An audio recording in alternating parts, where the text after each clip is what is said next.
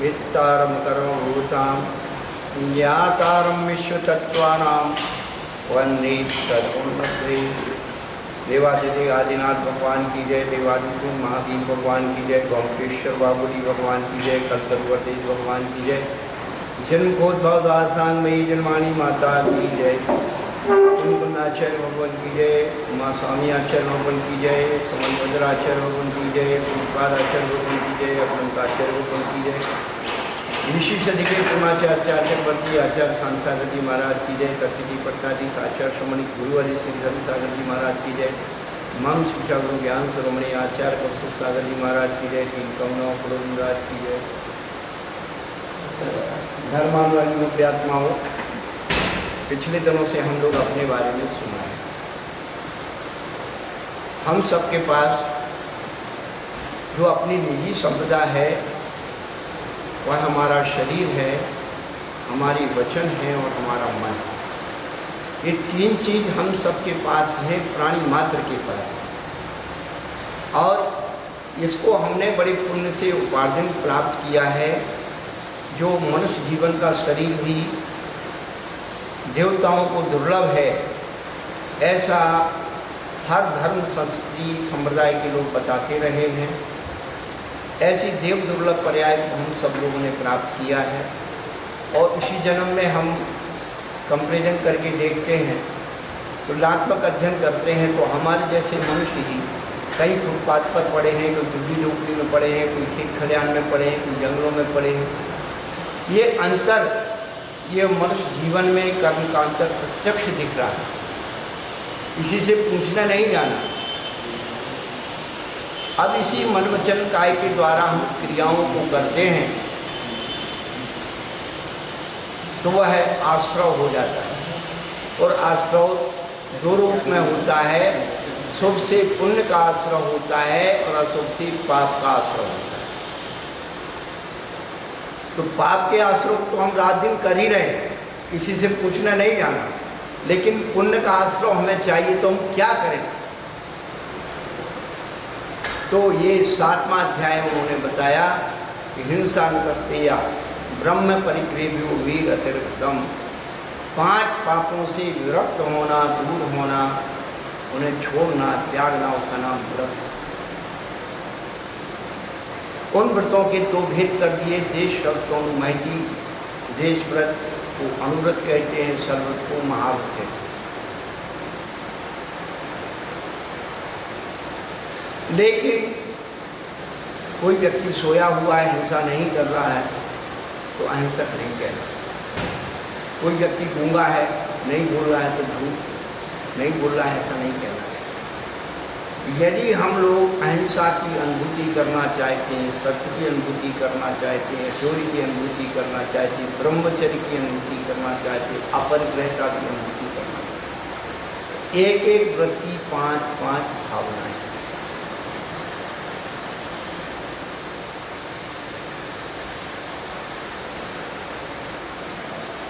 तत् स्थैर्यार्थम भावना 5। ये बड़ी महत्वपूर्ण है। हर व्यक्ति को, हर जीव को अपने परिणामों के बारे में मनोवचन काय की क्रिया कैसे हो रही है, अशुभ में कैसे जा रहा, उससे रोकना। अशुहादो विनिवृत्ति सुहे पवित्ति अजान चारित्रम। अशुभ से निवृत्त करके शुभ में प्रवृत्त होने का नाम चारित्र है। और व्रत समिति उत्तिरूपम, व्रत समिति उत्तिरूप व्यवहार में से जनक भगवान ने कहा।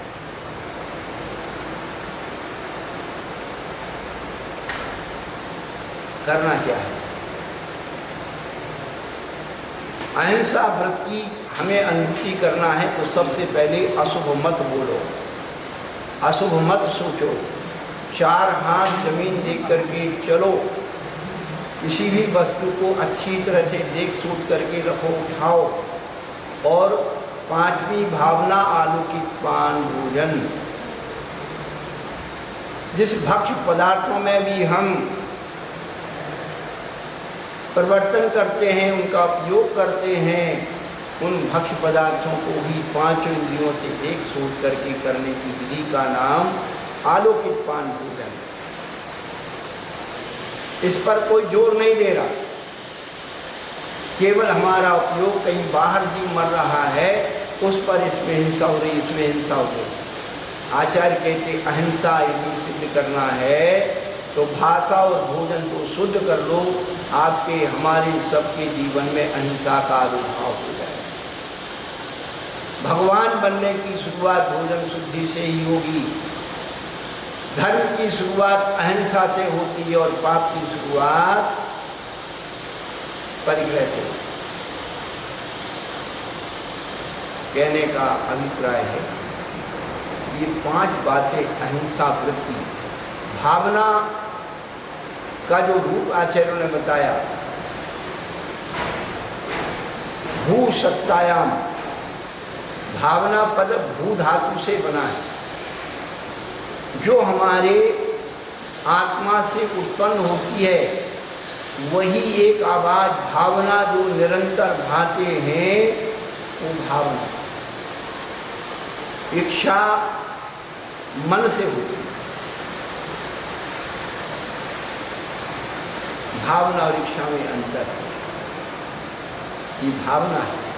जैसे औषधि में जितना पोटेंशियल पावर बढ़ता है उसकी भावना दी जाती है, वह औषधि उतनी ताकतवर हो जाती है। ऐसी हमारी भावनाओं में जो भावना होती है, बार बार निरंतर चिंतन और अभ्यास करने से वो भावना हमें सचेत और सावधान करती है अहिंसा के प्रति।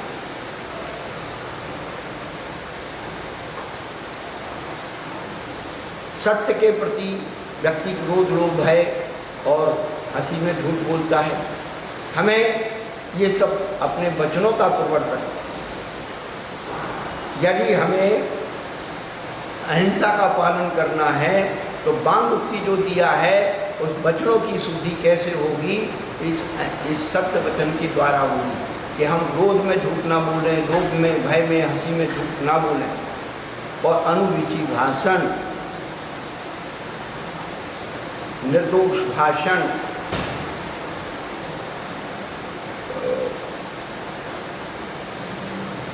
अचौर की अनुभूति करनी है तो शून्यागार विमोक्षावाद परोपरुधाकरण भैक्ष शुद्धि सधर्मा विषम्बा, भिक्षा की शुद्धि होना जरूरी है। अहिंसा व्रत में आलोकित पान भोजन है, अचौर व्रत में भैक्ष शुद्धि। कहाँ अपने सोचते हैं कि चोरी का मतलब अपने सोचते हैं किसी का ताला तोड़ लिया, किसी का सोना चांदी चुरा लिया, ये चोरी है। असली चोरी तो यदि हम लोग की भिक्षा शुद्धि नहीं है तो चोरी है। और ब्रह्मचर्य व्रत की भावना के लिए श्री राग कथा श्रवण, तन मनोहरानुवीक्षण, पूर्वतानुस्मरण, विशेष रसवा शरीर संस्कार त्यागा पंच। स्त्रियों में राग बढ़ाने वाली कथा सुनने का त्याग, मनोरंजन को देखने का त्याग, पूर्वतानुस्मरण त्याग, विष इष्ट रस त्याग, वृक्ष और गरिष्ठ रस का त्याग। जितना ये तामसिक भोजन है, कंद भक्षण है, भली शाकाहारी होते हुए इंद्रियों में उन्माद लाता है, इसीलिए ऐसे गरिष्ठ और इस रस का त्याग करना। और श्वास शरीर संस्कार, इस शरीर को सजाने का त्याग। जो हमारे अंदर राग भाव शरीर के प्रति होता है कि दूसरा हमसे कैसे आकर्षित हो, इसलिए हम सत्य और समर्थ हैं।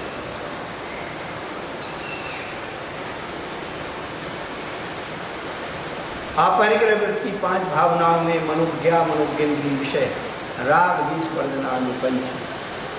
जो 5 इंद्रियों के मनोज्ञ विषय हैं उनमें राग नहीं करना और अमनोज्ञ में द्वेष नहीं करना, इसी से हमारी अपरिग्रह व्रत की अनुभूति जीवन में अवतरित हो। हम छोटी छोटी वस्तुओं से, परद्रव्यों से प्रभावित होकर के उनमें राग और द्वेष उत्पन्न करते हैं, तो निष्प्रहता कहाँ आई?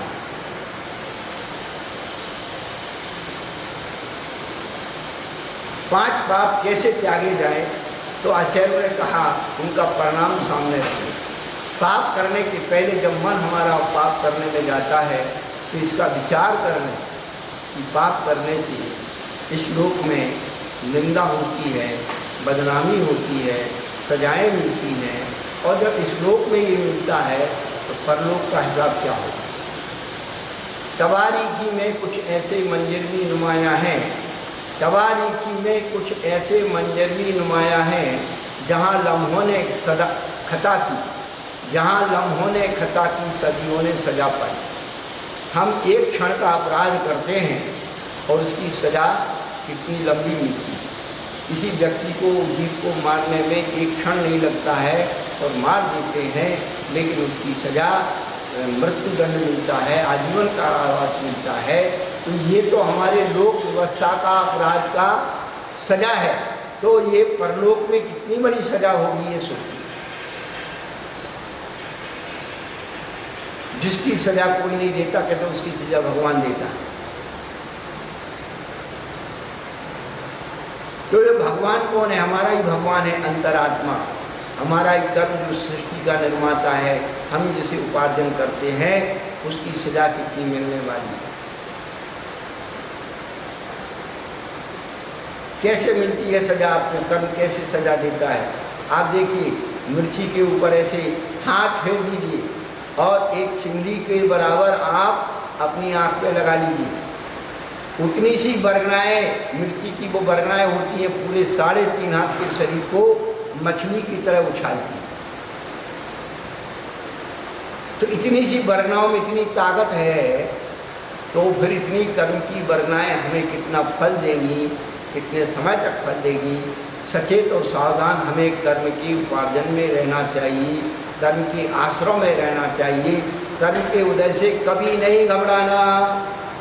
जिंदगी में कर्म के उदय से चाहे कितना ही पाप कर्म का उदय आए, आप खुश हो जाइए, दिवाली मनाइए, भगवान अच्छा हुआ, ये कर्म खिल रहा है।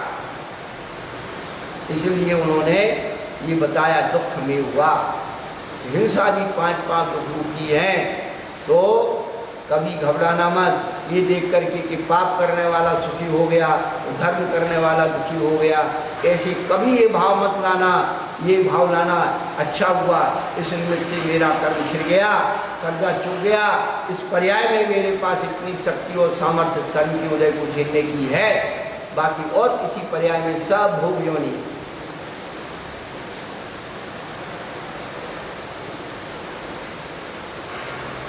हम सबके जीवन में 4 प्रकार के व्यक्तियों का, 4 प्रकार के व्यक्तित्व का संबंध होता है। तो जो प्राणी मात्र हैं, सत्वश मित्र गुणुषु प्रमोद, सभी प्राणी हमारे मित्र हैं। मित्र जो हमारे जीवन शैली का सहयोग करते हैं वो सब मित्र हैं। मित्र हम किसको कहते हैं? जो हमारी परेशानी में काम आ जाता है उसे हम मित्र बना लेते हैं, यही होता ना। तो जो पृथ्वी, जल, अग्नि, वायु, वनस्पति हमारे सबसे बड़े मित्र 5 स्थावर जीव हैं। इनका दुरुपयोग मत कीजिए, इनके साथ अनर्दंड मत कीजिए, यही मित्रता का भाव।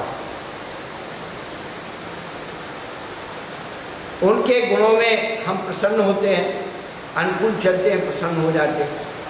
लेकिन जब वो कष्ट में होते हैं, हमारी करुणा नहीं आती, उनको भी कष्ट होता है, उनको भी उद्वेग होता है और शोक की भावना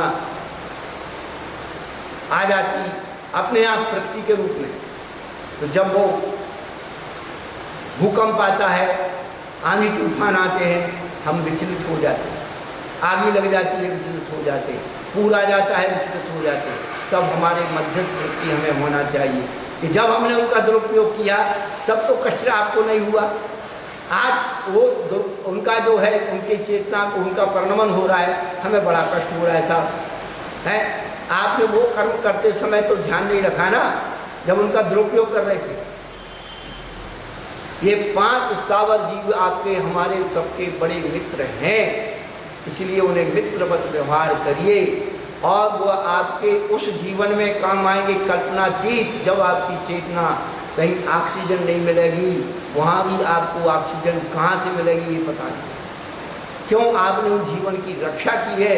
वो एक इंद्रिय होते हुए भी, असैनी होते हुए भी वह जो है इतने संवेदनशील होते हैं, चारों संज्ञाएं उनके अंदर है, ऐसा नहीं है।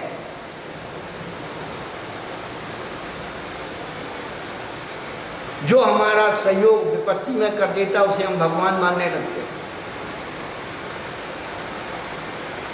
ये जीवन जीने की 5 स्थावर और विकलत्रय जीव जो है, यदि वो नहीं हो तो आपकी खेती नहीं हो सकती है। लेकिन आपके घर में विकलत्रय जीव पैदा ही ना हो, साफ सफाई रखिए, यही उन विकलत्रय जीवों के लिए आपका उपकार है।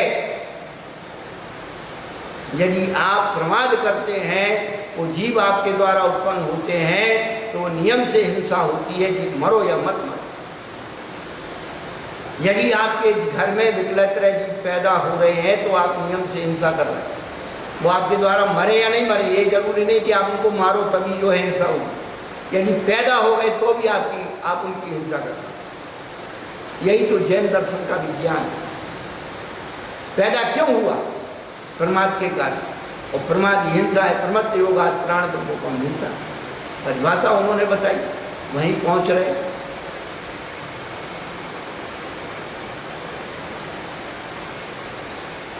आसदविधान मन्नतम, जो नहीं है वो झूठ। आदत्ता दानम स्तेयम, बिना दूरी वस्तु लेना चोरी है। मैथुन अब्रह्म मूक्षा परिग्रह, ये सब 5 पापों के लक्षण बता करके फिर उन्होंने ये बताया कि वो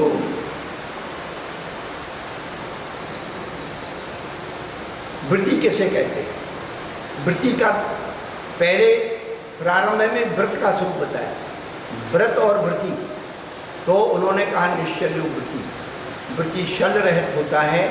माया मिथ्या 3 निदान शल है, और शल्य जो है कांटे की तरह चुभती है, उसे शल्य कहते हैं। तो भावों में शल्य होती है, ये ध्यान रखना।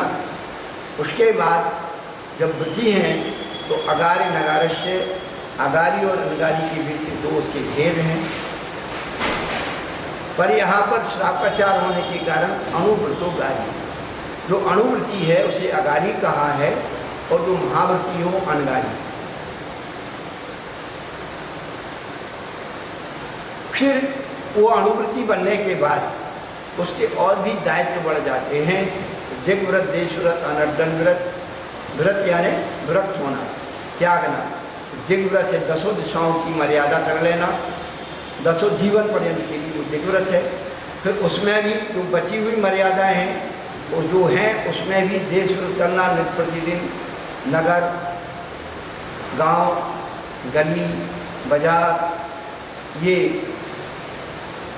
बाहर से अंदर की ओर आते हैं। फिर मोहल्ला, और उसके बाद अपना घर। नित्य प्रतिदिन जो मर्यादाएं बनाते हैं वो देश व्रत में आ जाती है। और अनर्थ दंड, आपने बाहर का छोड़ दिया, लेकिन जहाँ आप बैठे हैं वहाँ भी कोई अनर्थ के कार्य ना करें। आपने बाहर तो हिंसा का त्याग कर दिया, नहीं जाएंगे साहब, नहीं करेंगे, लेकिन जब घर में बैठे हैं तो वहाँ भी निष्प्रयोजन के कार्य करने के लिए बैठ गए, तो उस निष्प्रयोजन कार्यों को भी त्याग करना अनर्थ है। तो निष्प्रयोजन नहीं करना तो क्या करना? तो कहते सामायिक करो। सामायिक को बढ़ाना है तो पुरुषोपवास करो।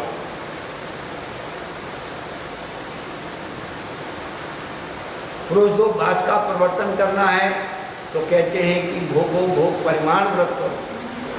भोगो भोग परिमाण व्रत है तो उसमें अतिथि संविभाग का ध्यान रखो। ऐसे नहीं कि हमने त्याग कर दिया तो अब अतिथि का कोई मतलब नहीं। हमारे भोगो भोग में अतिथि को शामिल कीजिए।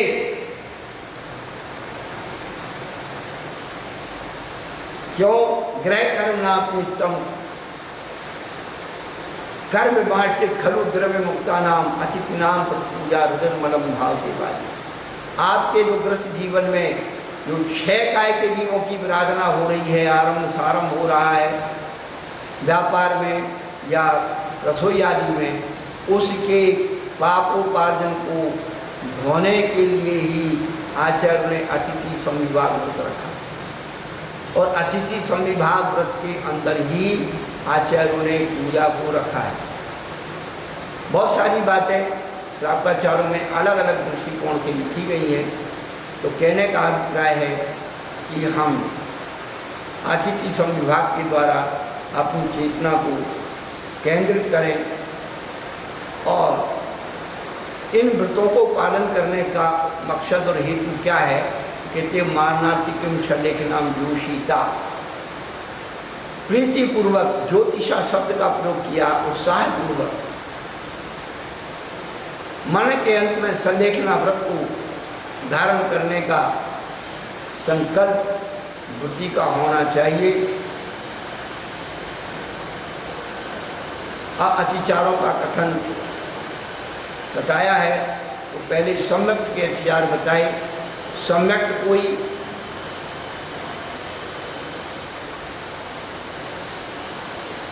जिसमें मूर्ता, अनायतन, मद और 8 अंगों का उसका त्याग एवं पालन होता है, यानी 25 दोषों से रहित सम्यक्त होता है। लेकिन उसमें सम्यक्त में अतिचार कैसे लग जाता है? तो संकाकांक्षा, बीच के सान्य, दृष्टि, प्रशंसा, संस्वा, सम्यक दृष्टि अतिचार। ये बात इस सूत्र में हमें समझना है। शंका, कांक्षा, विचिकित्सा के बारे में तो बताया, लेकिन अन्य दृष्टि प्रशंसा, अन्य दृष्टि संस्तव, हम ये विचार करें कि वास्तव में हमारी आत्मा को हमने सम्यक्ति बनाया है तो केवल धर्म के स्तर पर बनाया है, कर्म के स्तर पर हमारी आत्मा सम्यक्ति नहीं है। अपने बच्चों को कहाँ पढ़ा रहे? अनायतन से भी हो गए सब।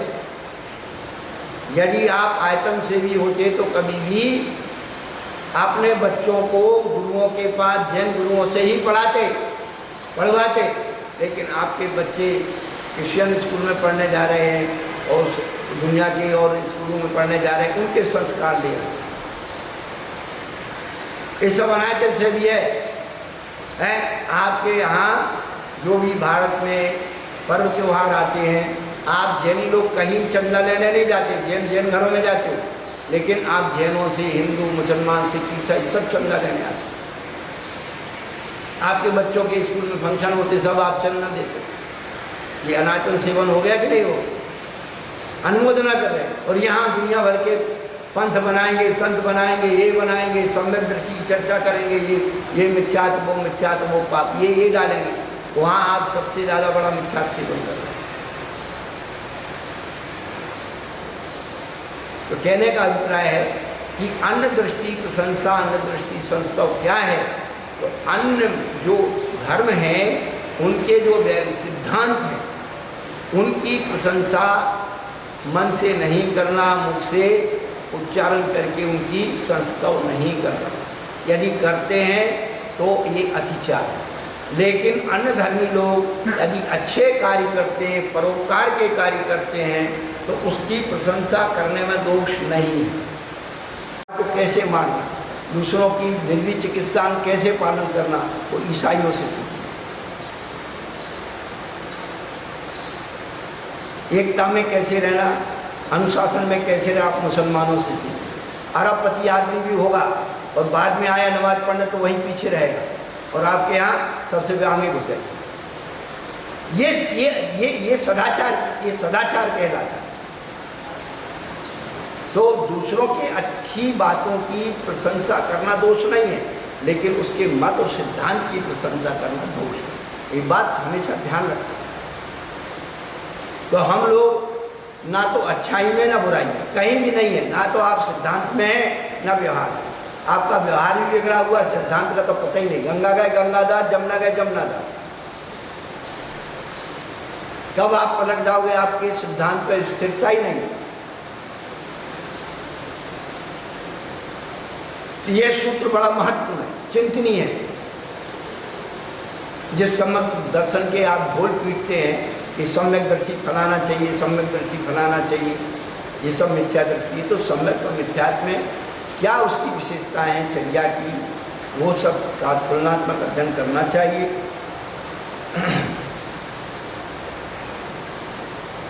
व्रतशीलेषु पंचयथाक्रमों, कल यहाँ हमने अपनी बात छोड़ी थी कि 5 व्रत और 7 शील इनके एक एक व्रत के 5-5 अतिचार हैं। तो सबसे पहले अहिंसा व्रत, अणुव्रत के अतिचार। अब चूंकि अणुव्रतों की चर्चा चल रही है, इस श्रावकों के अतिचार हैं। वैसे तो आप लोग अपने अव्रतों को बहुत अच्छे से सुन लीजिए। आप लोग अपने अव्रतों को निरतिचार पालन करते हैं, अव्रतों में कोई दोष नहीं आने देते। आप अपने अव्रतों को महाअव्रत के रूप में पालन करते हैं, कोई दोष नहीं आने देते, निरतिचार अव्रतों का पालन हो रहा है। लेकिन व्रतों में अहिंसाणु व्रत में अत्याचार कैसे होता है, वो ये आचार्य भगवान बता रहे। सूत्र बड़ा मनोवैज्ञानिक सूत्र है। आप इस बात को अभी तक हम भी जो अर्थ करते थे और हमें विद्वानों ने बताया, जो शास्त्रों में लिख दिया, वही मानते थे। लेकिन इसकी जो गहराई है, इतनी सूक्ष्म गहराई पकड़ में आती है। बंध वदच्छेदात भारारोपणान पान निर्मुखा। बंध, वध, छेद और अति भारारोपण और अन्य पान निरोध। एक बहुत अच्छी बात पूज्यपादाचार्य ने इसका लक्षण हुए बताया। बंध का अर्थ हमें क्या बताते हैं विद्वान लोग, कि भाई किसी जानवर को बाड़े में बंद कर दिया कि बंद हो गया। लेकिन उसकी लक्षणावली जब बताई है पूज्यपादाचार्य ने, आधिमत देश गति निरोध हेतु बंधा। ये पूज्यपादाचार्य ने सर्वार्थ सिद्धि भारतीय ज्ञानपीठ से प्रकाशित है, पेज नंबर 283 पर और सूत्र नंबर 25 की व्याख्या में पूज्यपादाचार्य ने इस पर यदि आप चिंतन करते हैं कि किसी को अपने इष्ट स्थान में जाने से रोकने के कारण को बंद कहते हैं। अभिमत इष्ट स्थान पर जाने से रोकना यानी क्या है, जहाँ उसे जाने का अधिकार है फिर भी उसे वहाँ नहीं जाने देना, ये उसका बंध है। एक चिंतन करके देखना, अभिमत देश, उसे अधिकार है जाने का और अणुवृत्ति उस व्यक्ति को वहाँ नहीं जाने देता। क्या? अभी दूसरी बात सोचिए, आप उस महाराज के पास मत जाइए, उनका प्रवचन मत सुनिए, आप ये मत करिए, ये बंद है। अभिमत देश, आप लक्षणावली से फीलिंग कीजिए। किसी जानवर को यदि बांध के रख दिया तो वो बंद नहीं है, वो तो नुकसान से बचाने के लिए बंद करते हैं कि यदि ये जीव अधिक अनाज खा लेगा या किसी का नुकसान कर देगा, वो उतना वो तो हेतु वो है, उसे नुकसान से बचाने के लिए है। लेकिन यहाँ पर अच्छी बात का लाभ नहीं लेने देना, उसे बंधन में रखना, ये बंद है। खूब अच्छे चिंतन कर लेना,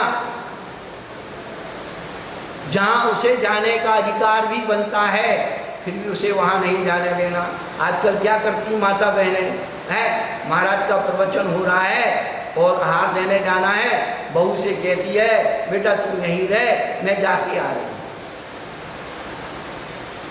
बहू जा रही है तो घर का काम कौन करेगा, तू मत जा। ये बंद है, ये ध्यान रखना, ये बंद है। केवल हमने जानवरों को बांधने की प्रक्रिया का नाम हमें पढ़ा दिया गया।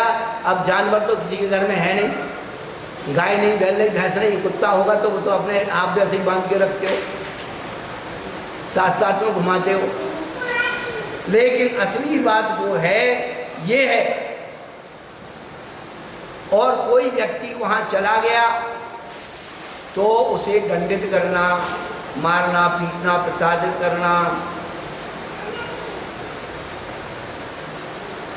उसके बाद अंग इस प्रकार से मारना पीटना उसके अंग छेद हो जाए, खून निकल आए, और अति भारारोपण। देखिए आप ये अधिक धर्म ना कर ले, इसलिए उसे ज़्यादा काम बता देना कि उसमें व्यस्त रहे। खूब सूक्ष्म चिंतन की चीज़ है ये, आज नहीं तो कल काम आएगी। कि अणिवृत्ति जो है दूसरे को धर्मात्मा क्यों नहीं बनने देता, क्योंकि वो उसके मन में अभिप्राय ये है कि मेरे से आगे ज़्यादा न निकल जाए, इसका नाम हो जाएगा। ये अभिप्रायों से ये व्यक्ति अपने अहिंसानुव्रत में अतिचार लगाता है। और अन्नपान निरोध, उसका भोजन पानी बंद कर देना। तूने ऐसा किया, तुम वहाँ क्यों गया था, तेरा खाना पीना बंद। तो संघ के दर्शन करने क्यों गया था, महाराज के प्रवचन करने क्यों गया था, उनको आहार देने क्यों गया था। ऐसा होता है, इतिहास में होता आया।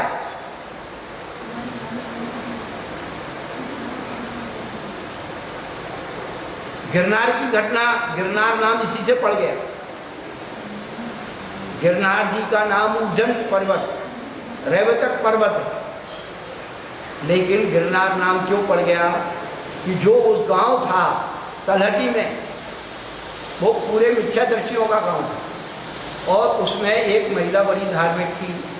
तो मुनिराज, वो तो स्वामी उसका कहीं गया हुआ था, और वो उसके जो है मुनिराज आए और आहार दे दिया। तो जैसे ही वो गांव में घुसा, सारे गांव के लोगों ने कि तुम्हारी पत्नी ने महाराज को आहार दिया। घर आकर के उसे खूब मारा कूदा। वो जा करके उसने सोचा ये रोज मारता कूदता है, इससे अच्छा कि गिरनार को पर्वत पे जाके मर जाऊँ। तो जो अपने बच्चों को लेकर के और आगे चली, पहाड़ की तरफ बढ़ी। जैसे गांव से निकल करके पहाड़ की तरफ जाने लगी, पूरे गांव में आग लग गई। पूरा गांव जल गया, उसका घर बचा।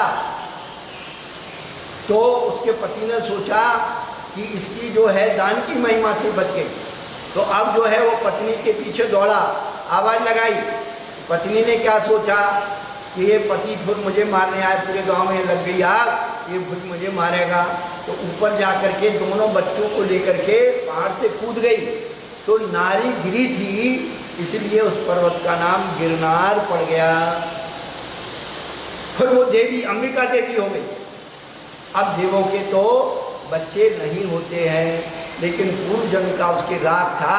तो अंबिका देवी के जब वो जो रूप बना, तो एक बच्चा गोदी में और एक बच्चा साइड में बैठा हुआ है। ये गिरनार पर्वत का नाम कैसे पड़ गया, नारी गिर गई इसलिए गिरनार पड़ गया। बहुत लोगों को, क्या अच्छे अच्छे लोगों को नहीं मालूम कि गिरनार कैसे बनी। तो घटना के पीछे तो वह ये बता रहे कि धर्म करने में बाधक बहुत लोग हैं। गलत काम को रोकने में कोई नहीं रोकता। मैं आपको फिर बता दूं, गलत काम करने के लिए तो कहते भैया करने दो, करेगा तो भरेगा। अच्छे काम में जरूर टांग अड़ाएगा, क्यों, ये मेरे से ज़्यादा पुण्य ना कमा ली। तो ये बंद बदक खेराती अनुमति क्यों करता है कि हमसे ज़्यादा कोई ज़्यादा धर्म ना कर ली।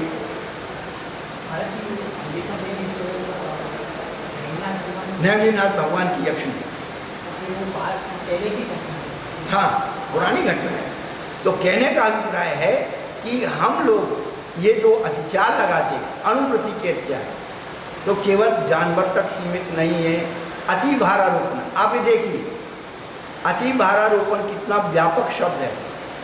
आप यदि अपनी गाड़ी में 4 लोगों की बैठने की व्यवस्था है और 6 बैठते हो, 5 बैठते हो, तो अति भारारोपण।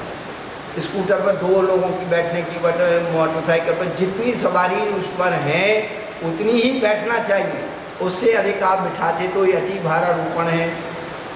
अब आप कहोगे महाराज वो तो मोटरसाइकिल अचेतन है, गाड़ी अचेतन है, ज़्यादा रख दिया तो उसमें क्या फर्क पड़ गया। यही है ना आपका प्रश्न, है ना, क्यों शशि बहन जी? हाँ, एक गाड़ी ले आए और बस हो गया काम, सब भर गए पूरे। अति भारारोपण क्यों है कि जो उसकी चेचिस है, उसका इंजन है, ये बात ध्यान रखिए, ये हॉर्स पावर के हिसाब से बनाया गया है। घोड़े की शक्ति, एक घोड़ा कितना वजन हो सकता है, उसकी शक्ति इसको यहाँ कन्वर्ट की है। अब आप यदि उससे अधिक वजन लाते हो तो इंजन जल्दी खराब हो जाएगा, कानून का उल्लंघन होगा। इसलिए सारी चीज़ें अतिचार में, अति भारारोपण भी अतिचार में आता है। यदि आप अपनी गाड़ी में उसकी सीट का या उसके जो है लेवल का उसका दुरुपयोग करते हैं, अति भारारोपण। ये बड़ा सूक्ष्म चिंतन है। आप ये मत सोचिए कि जानवर भी अति भारारोपण है। आप अपने नौकर चाकर को भी कम तनख्वाह दे करके ज़्यादा काम कराते हैं, ये अति भारारोपण है। समय पर उसे तनख्वाह नहीं देते हैं, पेमेंट नहीं देते हैं। यही तो अनुव्रतों का जो है दूषण। केवल हमने ये जानवरों के ऊपर पढ़ लिया वो नहीं है। आज तो किसी के घर में जानवर बचा ही नहीं है, कुत्ता बिल्ली चूहा रह गए। अब आगे जाकर के सत्यानुव्रत का छिया, ये देखिए आपको एक एक करके क्लियर कर रहा हूं। मिथ्योपदेश, रहो व्याख्यान, कूट ले क्रिया, न्यासापहार, साकार मंत्र भेदा। मिथ्योपदेश किसे कहते हैं? ये बहुत ध्यान से सुन लीजिए। और अनुव्रति है, सम्यक दृष्टि है, और वो क्या कर रहा है? मिथ्योपदेश। मिथ्योपदेश का मतलब उन्होंने पूज्यपादाचार्य ने लिखा है, अभ्युदय और मोक्ष की कारणभूत क्रियाओं में किसी दूसरे को विपरीत मार्ग से लगा देना या मिथ्या वचनों द्वारा दूसरों को ठगना मिथ्योपदेश है। दो पद ये हैं, अभ्युदय, अभ्युदय ने स्वर्ग या लौकिक सुख, और मोक्ष इनकी कारणभूत क्रियाएं, जो इनके 9 कर्म हैं, पुण्य कैसे कमाया जाता है, इन कारणभूत क्रियाओं को मैं किसी दूसरे को विपरीत मार्ग पर लगा देना कि ये मेरे से जल्दी ज़्यादा धर्म नहीं कर ली, मोक्ष ना चला जाए, इसलिए ये पाप, ये मिथ्याति पाप, ऐसा उपदेश देना मिथ्योपदेश है। गुरु कुदेव को शास्त्र का उपदेश देना मिथ्योपदेश नहीं है। अच्छे मार्ग को छुड़ा देना, समझे पंडित जी? क्या मिथ्योपदेश का मतलब गुरु कुदेव शास्त्र को मानने का उपदेश नहीं है। यहाँ जो लक्षणावली बता रहे कि स्वर्ग और मोक्ष को देने वाली क्रियाओं का उससे विपरीत लगा देना, वो मिथ्योपदेश।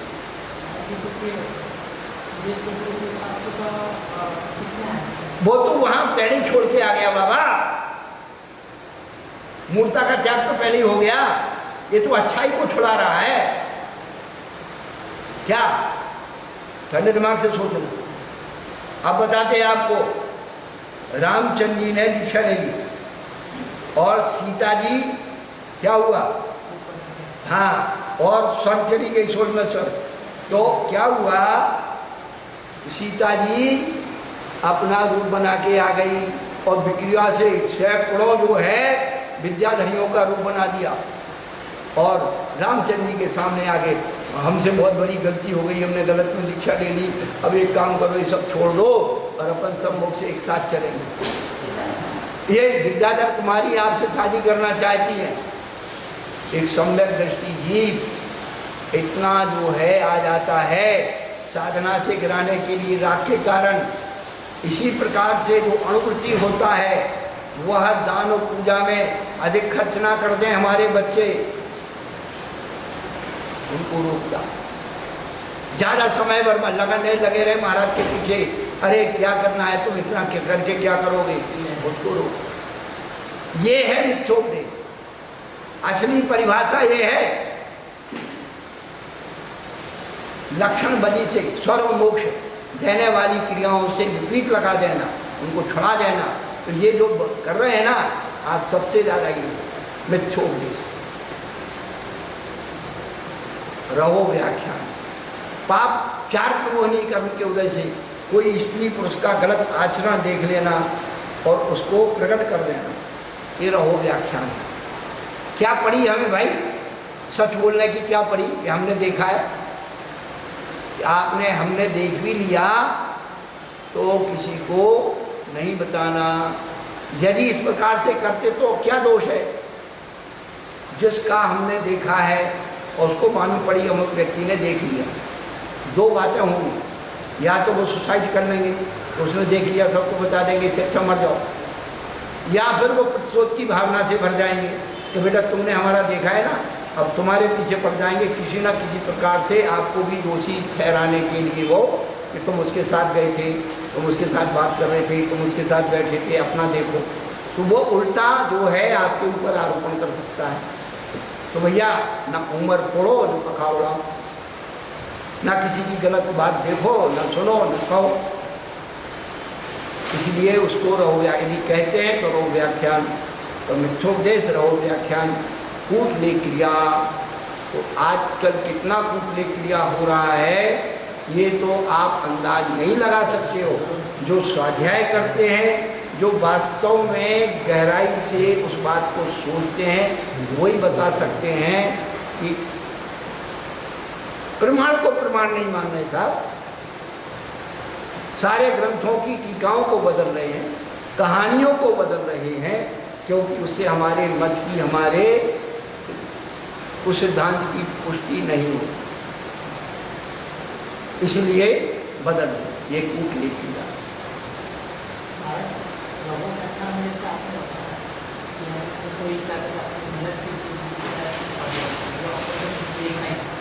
हमारा भी ये लोग कहते हैं अनुमति दिया है, जैसे अनुमति प्रश्न है, हम तो अनुमति आपको बता दें क्या प्रॉब्लम। नहीं नहीं, वो तो जब ऐसा है कि जब आप बताओगे तो आप उसके जिम्मेदार होगे। आप बताओगे तो आप जिम्मेदार होगे। वो मर गया तो वो कहेगा इनने सुसाइड नोट लिख करके चला गया कि इनने मुझे मानसिक प्रताड़ना दी है, तो फंसोगे। तो वो अपने गलत आचरण को सिद्ध करके नहीं जाएंगे ना। वो तो ये कहेंगे कि भाई इन व्यक्ति ने मुझे मानसिक प्रताड़ना दी है, मारने की धमकी दी है, ये किया है, वो किया है, मेरे ऊपर दुनिया के झूठे आरोपण किए, इसलिए मैं मर रहा हूँ। इससे धर्म की प्रभाव ना हो, तो वो तो अपने आप सारी ठेकेदारी हमने ली है दुनिया को सुधारने की है। तो वही लेगा जिसने अपने आचरण को निर्मल कर लिया है। आचार्य का अधिकार है, हमारा अधिकार है ही। चलो आप एक दृष्टांत से बताते हैं। आपका बच्चे ने कोई गलती की और पड़ोसी ने कह दिया, तो आप पड़ोसी को ही कहो तो मेरे बच्चों के बारे में आपको बोलने का क्या अधिकार है? कोई पड़ोस आपके बच्चे को कोई पड़ोसी मारे तो आप यही कहोगे भली वो गलत है, आप भी जानते गलत है, पर आप सबसे पहले को आपको अधिकार क्या है, उसने गलती की, आप मेरे को बताते, हम डांटते मारते कुछ गलती आपने डायरेक्ट समझे। नहीं समझ में आया तो अगले जन्म में समझ लेंगे। हमारा बच्चे गलती कर रहा है तो नहीं आ जाओ, आप अपने आप को नहीं, बच्चों को नहीं सुधार सकते तो हमें सुधारने का क्या अधिकार?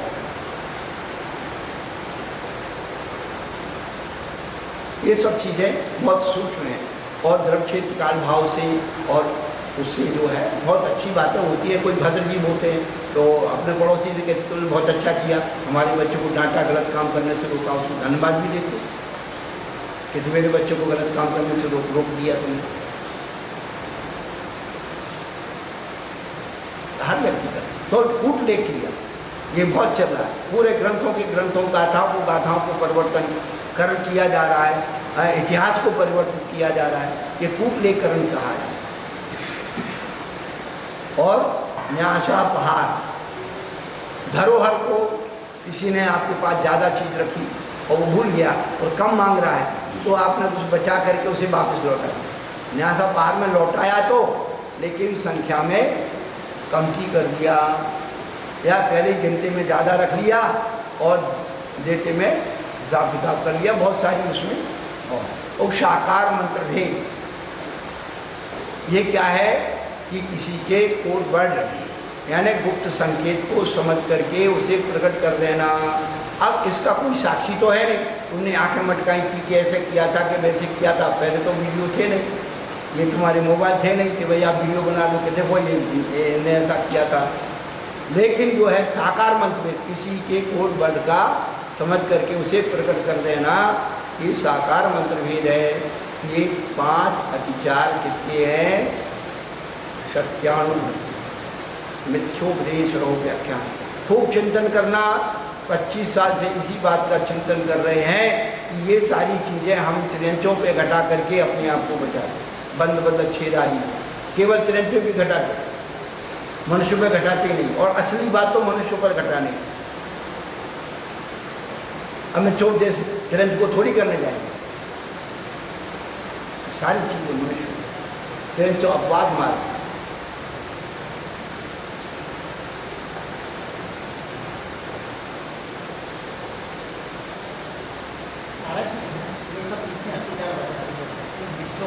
समझ में आता है वचन से। अभी अपन सत्यानुगत का विचार करें, हाँ मतलब कि अब जैसे न्याय का है हमारे लिए, न्याय सभा और कम ज़्यादा वस्तु का, तो उसका सत्यानुगत से कैसे समझ है? जैसे आप जो वास्तविकता थी ना, वो 10 वस्तु रख करके गया था। तो महाराज जी उसको अहिंसा चोर में लेते ना ऐसे। नहीं नहीं, उसके अलग अलग रूप है। आपने सत्य को छिपाया, सत्य था ना, 10 सत्य थे। उसने मांगा, सत्यानुगत से क्या समझ? उसने तो भूल से मांगा कि भाई मैं 9 रख गया, भूल गया कि 8 रख गया था। तो आपने जो है उसको 8 दे दी, 2 बचा ली, क्या हाँ 8 ही थी, तो झूठ हो गया कि नहीं? और ये संकेत करके बता दिया वो भी। हाँ बिल्कुल, क्योंकि उसका कोई साक्षी नहीं है। देखा हमेशा सत्य जाता है, बोला हमेशा झूठ जाता है। झूठ कोई देख ही नहीं सकता। देखा हमेशा सत्य जाता है, बोला हमेशा झूठ जाता है। उस क्योंकि झूठ बोलने में उसका अपना कषाय का अभिप्राय मिल जाता है, इसीलिए झूठ हो जाता है।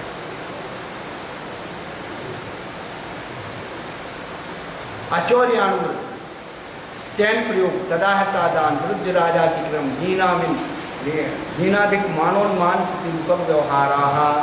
तो चोरी का प्रयोग बताना, स्टैन प्रयोग, खुद चोरी नहीं करते, चोरी का प्रयोग बता दिया, ऐसे चोरी कर ले।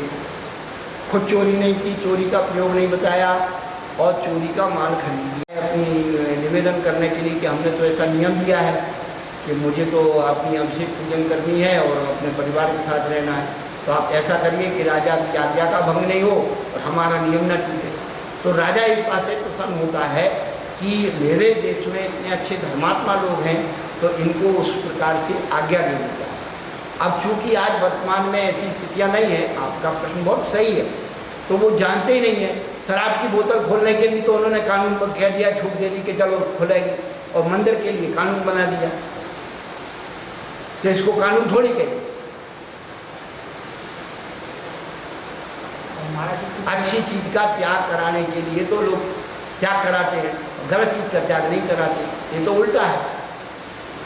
हमारे कुछ लोग जैसे राज्य से मतलब सरकार के नियम के आड़ में आकर के और दूसरों को तो बोल रहे मंदिर मत जाओ, और स्वयं यानी कि मंदिर में बैठे। तो वही तो अभी वही तो बता रहे थे कि मिथ्योपदेश क्या है। स्वयं दूसरों को बोल दिया नहीं आना। हाँ, तो ये मिथ्योपदेश हो गया ना। दूसरे के अच्छे काम को रोक करके खुद तो अच्छे काम कर रहे हैं और दूसरे को मना कर रहे हो। मतलब महाराज जी ऐसा भी हुआ कि स्वयं अभिषेक कर रहे, सब कुछ कर रहे, क्योंकि ट्रस्टी हैं, दूसरों को मना करते। बस यही तो चीज़ है ना, तो आप उसके लिए अपन क्या करें? तो ये सब महाआवृत्तियों के नियम है क्या? अभी थोड़ा सा प्रश्न अभी रखते हैं, तो ये बात अपन पूरी कर दें।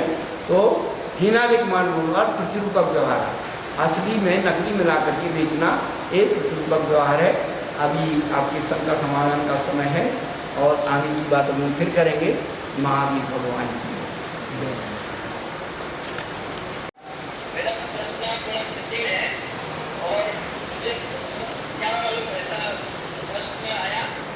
जब मुनि महाराज को 4, 5, 6, 7, 8 बहुत उठाती है, तो कभी कभी सबके साधु तो आपके सोदर में या सबके माता जी या सबके आचार्य भी आते हैं सब में, तो आपके उसमें साधु के लिए, तो इस स्थिति को क्या कहते हैं? इसी स्थिति को भैयावृत्ति कहते हैं। भैयावृत्ति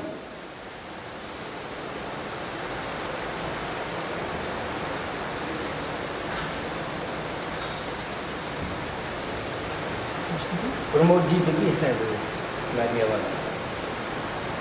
पूछिए, प्रश्न पूछिए।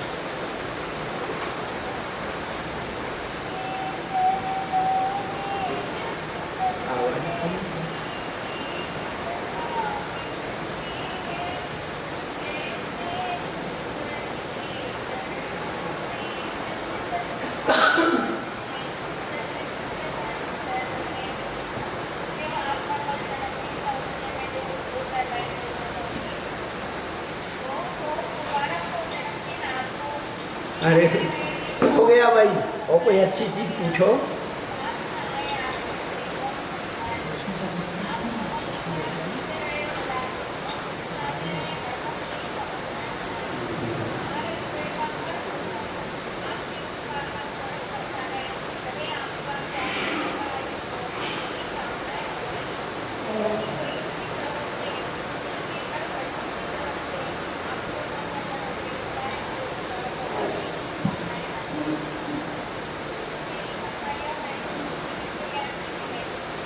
दिव्य ज्ञान है, निवृत्त ज्ञान जो किसी घटना को देख करके उसके फल को